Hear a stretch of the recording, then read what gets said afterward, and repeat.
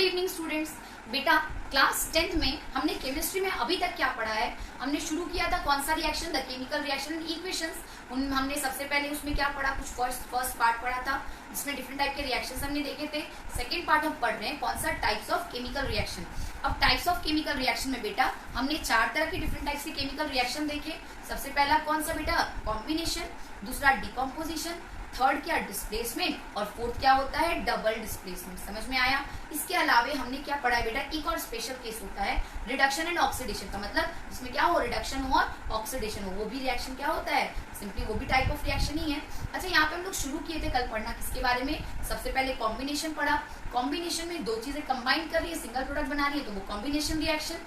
Decomposition मतलब कोई चीज टूट जाए तो डिकम्पोजिशन रिएक्शन। अब डिकम्पोजिशन जो टूटना था, टूटने को हम बोलते हैं लाइसिस। अब लाइसिस जो बहुत सारी तरह से हो सकता है, करंट की वजह से अगर कोई चीज टूट जाए तो इलेक्ट्रोलाइसिस, लाइट की वजह से टूट जाए तो फोटोलाइसिस, और बेटा जी हीट की वजह से टूट जाए तो थर्मोलाइसिस। ये सब बातें हमने अभी तक पढ़ी है। हम लोग आज पढ़ने वाले बेटा डिकम्पोजिशन हो गया, कॉम्बिनेशन हो गया, हम लोग आज पढ़ने वाले डिस्प्लेसमेंट रिएक्शन। मतलब कोई चीज किसी को डिस्प्लेस कर दे, मतलब उसको रिप्लेस कर दे, तो वो होता है डिस्प्लेसमेंट रिएक्शन। अब डिस्प्लेसमेंट में होता क्या है, मान लो यहाँ पे क्या है, ए और बी दोनों दोस्त हैं, ठीक है। ए और बी क्या है, दोस्त है। यहाँ पे क्या आ गई, एक सी आ गई, ठीक है। मान लो कोई सी है, वो आ गई। अब जैसे क्या हुआ, ए और बी जो थे बहुत तगड़े दोस्त थे, एकदम दिन भर एक दूसरे चिपके रहते थे। अब क्या हुई, जैसे इनकी लाइफ में सी आई, सी के साथ दोस्ती हुआ दोनों का, दोनों ने रिएक्शन किया। अब क्या होता है बेटा, यहाँ पर क्या बन जाता है, ए और सी प्लस बी बाहर निकल जाता है। यहाँ पे क्या होता है, जो सी है वो बहुत तेज है, वो क्या की, बी को रिप्लेस कर दी, बी को यहाँ से उड़ा दी, और अब उसका जगह क्या ले ली, खुद ले ली। तो यहाँ पे ए के साथ कौन आ गया, बी आ गई, ठीक है। ए के साथ सी आ गई और बी क्या हो गई, बाहर निकल गया। समझ में आया? बी क्या हो गया, बाहर निकल गया। तो यहाँ पे क्या बना, ए सी, और क्या बना, बी बाहर निकल गया। समझ में आया? मतलब सी ने किसको रिप्लेस किया बेटा जी, बी को रिप्लेस कर दिया। कोई दिक्कत, सी ने बी को रिप्लेस कर दिया और खुद उसके जगह पे आ गई। तो इस रिएक्शन को कहते हैं क्या, डिस्प्लेसमेंट रिएक्शन। मतलब क्या हो रहा है, डिस्प्लेसमेंट हो रहा है। बात समझ में आई? ये एक डिस्प्लेसमेंट रिएक्शन है। इसके कुछ एग्जांपल्स देखते हैं हम लोग, ठीक है। यहाँ पे कुछ एग्जांपल, जैसे फर्स्ट एग्जांपल हम क्या देखते हैं, कुछ एग्जांपल्स में फर्स्ट एग्जांपल अगर फर्स्ट लेते हैं बेटा, तो मान लो क्या है, कॉपर सल्फेट का सॉल्यूशन है, ठीक है। कॉपर सल्फेट का सॉल्यूशन है, इसमें आपने क्या डाल दिया, आयरन डाल दिया। क्या डाल दिया, आयरन डाल दिया। तो आयरन क्या होता है, अगर आप लोग क्या करोगे, एक ना कोई टेस्ट ट्यूब ले लो, उसमें कॉपर सल्फेट का सॉल्यूशन डाल दो। एक्चुअली कॉपर सल्फेट का सॉल्यूशन होता है ब्लू कलर का दिखता है। कैसा दिखता है, ब्लू, बिल्कुल ब्लू दिखता है, ठीक है। आपने क्या किया, कॉपर सल्फेट का सॉल्यूशन लिया, उसमें क्या डाल दिया आपने, आयरन डाल दिया। जैसे ही आप आयरन का नेल डालोगे, मान लो टेस्ट ट्यूब में हमने कॉपर सल्फेट का सॉल्यूशन लिया, उसमें 2-4 क्या डाल देते, आयरन नेल डाल देते। जो अपने घर नेल होता है ना, काटी से बोलते, लोहे का काटी डाल दिया, आयरन नेल डाल दिए। क्या होगा, रिएक्शन शुरू होगा, और रिएक्शन शुरू होगा तो क्या बनेगा बेटा, ये आयरन जो है ये कॉपर से ज्यादा रिएक्टिव है, तो ये आयरन क्या करेगा, इसको रिप्लेस कर देगा। समझ में आया? यहाँ प्रोडक्ट बनता है आपका FeSO4। क्या, FeSO4 प्लस क्या बाहर निकल जाएगा बेटा, कॉपर बाहर निकल जाएगा। बात समझ में आई? ये सॉल्यूशन में कौन किसको रिप्लेस किया बेटा जी, यहाँ पे कॉपर को रिप्लेस कर दिया। किसने, आयरन ने रिप्लेस कर दिया। यहाँ पे सॉल्यूशन क्या बन जाता है बेटा, FeSO4, और क्या बाहर निकल जाता है, कॉपर। तो आपको क्या देखने मिलेगा, जो आयरन नेल कौन से कलर था, ग्रेइश कलर का था। आयरन कौन से कलर, ग्रेइश कलर का, तो क्या हो जाता है, रेडिश हो जाता है। कौन से कलर का, रेडिश ब्राउन हो जाता है। और जो सॉल्यूशन कौन से कलर का था, ब्लू कलर का था। वो सॉल्यूशन जो होता है वो किसका, पहले कॉपर सल्फेट का सॉल्यूशन ब्लू होता है, लेकिन जो आयरन सल्फेट होता है उसका सॉल्यूशन होता है बेटा ग्रीन। कौन से कलर का, ग्रीन। सॉल्यूशन क्या हो गया, ग्रीन हो गया।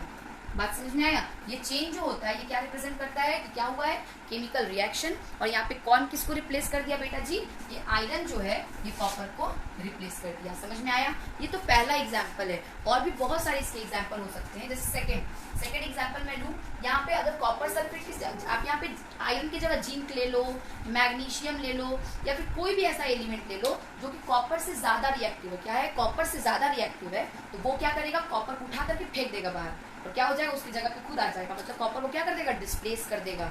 समझ में आया? देख रहे हो, कॉपर इसकी जगह आ गया, आयरन की जगह, कॉपर की जगह आयरन आ गया, इसलिए रिएक्शन क्या है, डिस्प्लेसमेंट। ऐसी बेटा जी एक और एग्जांपल लेते हैं। देखिए मैंने क्या लिया, NaCl लिया। क्या लिया, NaCl लिया। NaCl को क्या करूंगी बेटा, जब मैं पानी में डालूंगी, किसमें, मैंने NaCl लिया, इसको क्या डाला, पानी में, वाटर में, ठीक है। वाटर में डाला तो क्या होगा, NaCl जो है वो क्या होगा, टूट जाएगा, और क्या बनेगा बेटा, इससे NaOH। क्या बनेगा, NaOH प्लस यहाँ पे और बाहर क्या निकल जाएगा, यहाँ पे H2 गैस बाहर निकल जाएगा। ठीक है, कौन सा गैस, H2 गैस। यहाँ पे और कौन सा गैस निकलता है, क्लोरीन गैस भी बाहर निकलता है। कौन सा gas, chlorine gas plus H2 gas बाहर निकलता है।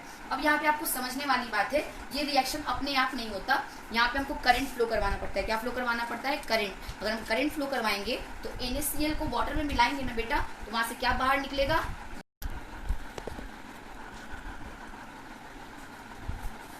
हाँ बेटा। तो कुछ और एग्जाम्पल लेते हैं। हम लोगों ने 2 एग्जाम्पल देखे, कौन कौन से, NaCl H2O और ये वाला कॉपर सल्फेट का, किसके साथ, आयरन के साथ। थर्ड एग्जाम्पल लेते हैं बेटा। यहाँ पे थर्ड मैंने लिया किसको, कॉपर क्लोराइड को। किसको, कॉपर क्लोराइड को। थर्ड मैं लेती हूँ बेटा कॉपर क्लोराइड को, CuCl2। क्या, CuCl2। इसको किसके साथ रिएक्शन कराया है, लीड के साथ। किसके साथ, लीड के साथ। तो लीड जो होता है वो क्या करता है, रिप्लेस कर देता है कॉपर को। लीड जो होता है वो ज्यादा रिएक्टिव होता है एज कम्पेयर टू कॉपर, तो क्या करता है उसको रिप्लेस। और यहाँ क्या बनता है, PbCl2 प्लस यहाँ पे कॉपर जो होता है वो क्या हो जाता है, बाहर निकल जाता है। तो यहाँ पे रिएक्शन क्या हुआ बेटा, CuCl2। आप देख रहे हो जो ये Pb है, लीड है, उसने किसको रिप्लेस किया है, कॉपर को रिप्लेस कर दिया है। तो यहाँ पे कॉपर को रिप्लेस करने की वजह से देख लो कॉपर बेचारा बाहर आ गया, उसकी जगह कौन बैठ गया, Pb। तो ये कैसा रिएक्शन है बेटा, डिस्प्लेसमेंट रिएक्शन। ये थर्ड रिएक्शन है। ऐसे बहुत सारे एग्जाम्पल्स है जो आप लोग देख सकते हो, इसके बहुत सारे एग्जाम्पल्स पॉसिबल हैं। फिर देखते हैं बेटा, एक और देख लेते हैं, जैसे फोर्थ AgNO3। क्या, AgNO3, AgNO3 प्लस यहाँ पे क्या मिलाया मैंने, AgNO3 के साथ अगर मैं क्या मिला दूं बेटा, कॉपर मिला दूं। क्या मिला दूं, कॉपर। AgNO3 के साथ मैं क्या मिला दूं, कॉपर को मिला दूं, AgNO3 प्लस कॉपर। तो यहाँ पे क्या बनता है, कॉपर नाइट्रेट, CuNO3। समझ में आया। और यहाँ से क्या बाहर निकल जाता है, Ag जो है वो बाहर निकल जाता है। कोई दिक्कत से, हाँ, CuNO3 का होल ट्वाइस, सॉरी CuNO3 का होल ट्वाइस प्लस यहाँ पे क्या निकल जाता है बाहर, Ag बाहर निकल जाता है। कोई दिक्कत। तो यहाँ पे देखो कॉपर ने किसको रिप्लेस किया, Ag को। तो ये कैसा रिएक्शन हुआ बेटा, डिस्प्लेसमेंट रिएक्शन। मतलब यहाँ पे भी क्या हो रहा है, डिस्प्लेसमेंट हो रहा है। एग्जाम्पल हम लोग देख लेते हैं, पहले इसको हटा देती हूँ मैं।